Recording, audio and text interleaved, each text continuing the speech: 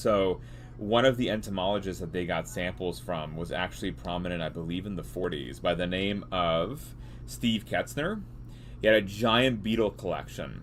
And Dacum, it turned out that this man went crazy and went and moved into the woods and just abandoned civilization. And he had an obscene number of beetles that he collected. Tons and tons of beetles, Dacum. And he had plastered them into the walls of his basement. So if you went down there, you had no idea that there were beetles.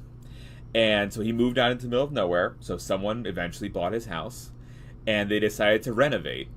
And when they tore down the walls, they found an obscene number. I think she said like 10,000 beetles. She found out where these were from is that these papers were along with the samples. They were in envelopes, right? They were all in envelopes, so that none of them were pinned. So they were still in this setup here, and in the back too. We're talking thousands of samples that have yet to be pinned.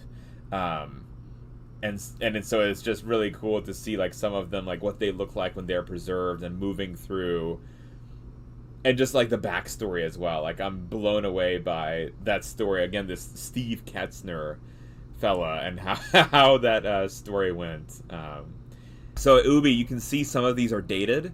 So Ubi was asking earlier, like, what are the dates? And so, like, this one right above me is 1958. And September 1958 is the collection date, even has an identifier on there of what's inside, which is really, really cool.